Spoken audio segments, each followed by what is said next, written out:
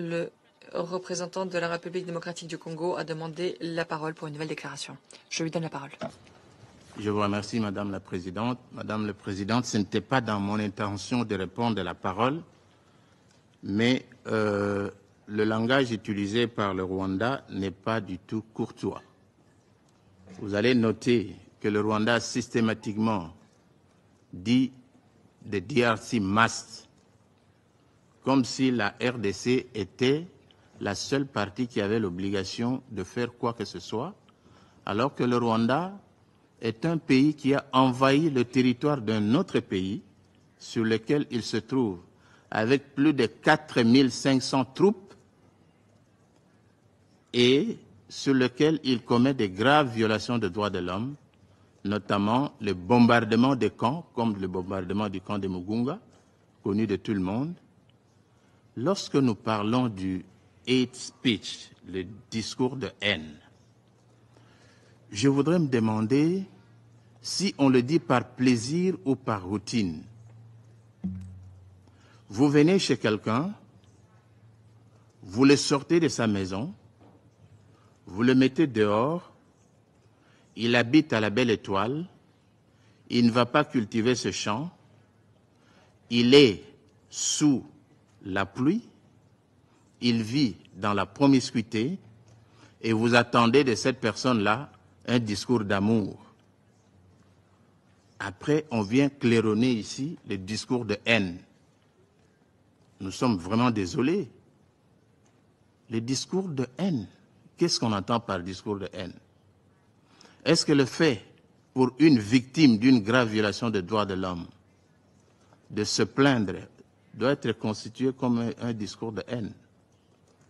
Et cette Assemblée, ce Conseil de sécurité ne peut pas établir une balance entre les femmes violées à la suite de l'agression armée rwandaise, des femmes violées, les enfants tués, les camps de déplacés bombardés et ce qu'ils appellent ici discours de haine.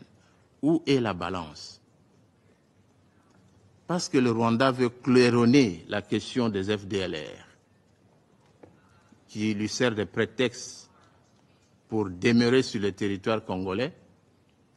Je vais vous dire que si aujourd'hui on repérait là où se trouve le FDLR et qu'on éliminait ce FDLR-là, le Rwanda va se tourner derrière le discours de haine pour maintenir sa présence sur le territoire congolais. En réalité, le problème n'est ni le FDLR, ni le fameux discours de haine, mais c'est le pillage des ressources de la République démocratique du Congo. Et ça a été dit ici, dans les zones contrôlées par le M23, que dis-je, les zones contrôlées par le Rwanda, parce que le M23, en fait, en termes d'effectifs aujourd'hui, il a été démontré que le Rwanda a déployé 4500 troupes sur le territoire congolais. Et les M23 n'ont même pas 2000 troupes sur le terrain. Ça veut dire qu'aujourd'hui, la donne a changé. Ce n'est pas le Rwanda qui soutient le M23, mais c'est plutôt le M23 qui vient au secours aux troupes rwandaises qui ont envahi les territoires congolais. Ce n'est pas moi qui l'ai dit. C'est le rapport du groupe d'experts des Nations Unies que vous, les membres du Conseil de sécurité, avez mandaté sur terrain pour vérifier la situation et pour vous apporter la réalité du terrain. Vous le savez autant que moi. Donc, il n'est pas question ici des FDLR principalement. Il est de mon devoir, étant analyste politico-sécuritaire, de faire des analyses très approfondies pour l'intérêt de la République démocratique du Congo. Je suis bel et bien Timothée Lenoir Efika, que vous connaissez tous.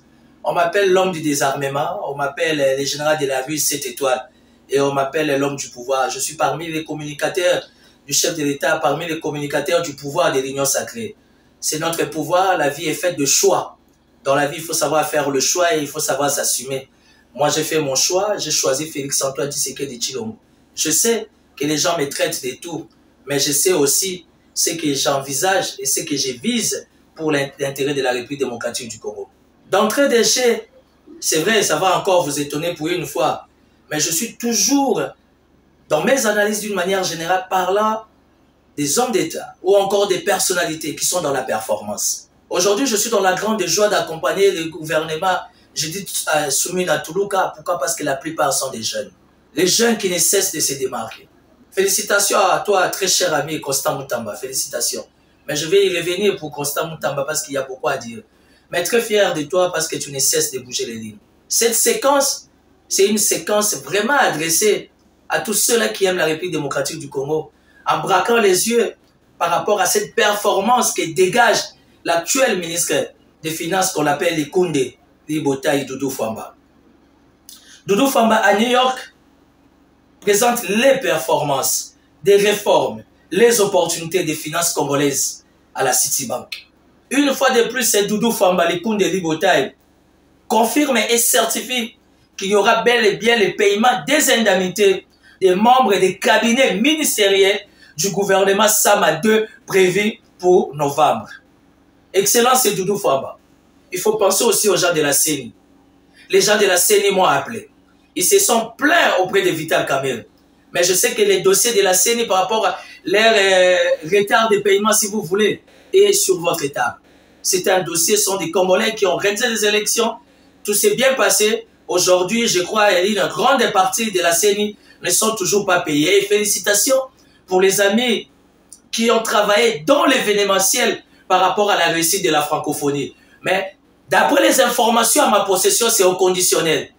La plupart des gens qui ont travaillé à la francophonie, selon les libellés, il y a certains départements dont les gens devaient être payés à $500, $500, mais ils sont payés à 100 000 à 150 000 francs.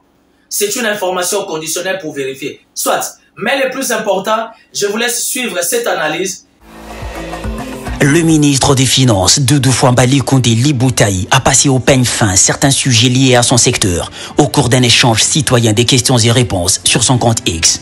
Tenez, pour la paye des indemnités des membres des cabinets du gouvernement Sama 2, Doudou Fwamba rassure qu'elle sera effective pour le mois de novembre 2024.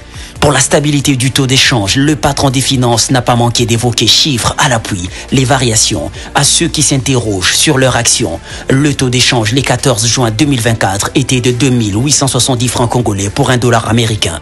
3 mois après, il est resté intact, voire en deçà. Taux d'inflation le 14 juin 2024, 22,2%. À ce jour, il est à 15,2% en glissement annuel. En ce qui concerne la paye des inspecteurs et contrôleurs des travail, l'argentier national a confirmé que l'OPI à hauteur d'1 743 912 francs congolais est à la Banque centrale depuis le 25 septembre 2024. Il y a eu un petit couac des listings au niveau de la direction de la paie du ministère du budget. Les équipes travaillent pour y remédier. Pour la relance de la MIBA, qui est l'une des entreprises stratégiques du secteur minier congolais, Doudou Fwamba Likunde Libota annonce que le gouvernement congolais va injecter 70 millions de dollars américains pour sa relance. Interrogé sur le rôle de la MIBA dans le financement du budget national, l'argentier national a apporté des réponses claires et encourageantes. Sous l'impulsion du président Félix Tshisekedi, explique-t-il, un projet ambitieux de relance a été adopté en Conseil des ministres, à la suite d'une proposition conjointe des ministères du portefeuille et des finances. Ce plan, a-t-il ajouté, doté d'un budget de 70 millions de dollars américains, vise à remettre l'entreprise publique sur le rail afin qu'elle puisse retrouver sa place en tant que deuxième poumon financier du pays.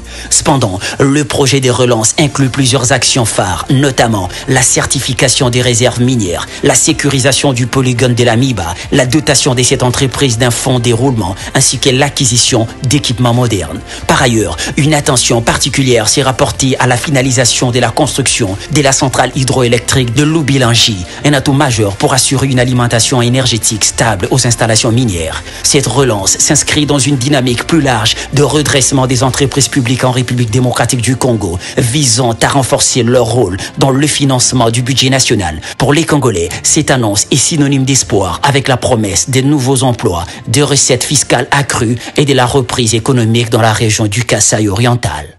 Voilà, vous venez de suivre ces analyses venant certainement d'un journaliste aguerri parce qu'en fait, moi, je ne suis pas journaliste, mais moi, je suis politique. Un grand analyste et un leader d'opinion, Timothée Lenoir, l'homme du pouvoir, mais par-dessus tout, je suis citoyen congolais. Les amis du Kasaï, aujourd'hui, j'ai pensé à vous, les Kasaïens. Banaba Kasaï, ouais, toi, boy.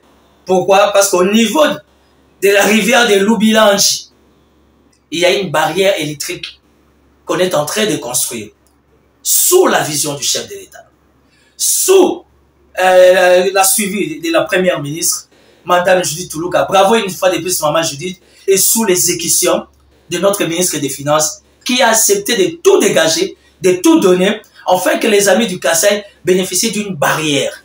Et la barrière en question s'est construite au niveau de la rivière, je ne sais pas moi, les lacs de Lubilangi. Entrer dans l'histoire de la République démocratique du Congo, poser la question au maréchal Mobutu. J'insiste, poser la question au maréchal Mobutu. Mais il y a l'un, et quelqu'un qui est encore vivant, qui est le patriarche Jonas Mukamba. Il va vous expliquer l'efficacité qu'il y a dans cette rivière de Lubilangi. Et au travers de Lubilangi aujourd'hui, la politique de Félix Tshisekedi permet c'est qu'il y ait une barrière énergétique qui va donner de l'énergie entre les deux Kassai. Ça veut dire qu'il y a des avancées. Donc voilà, ça c'était juste une façon de rappeler à l'opinion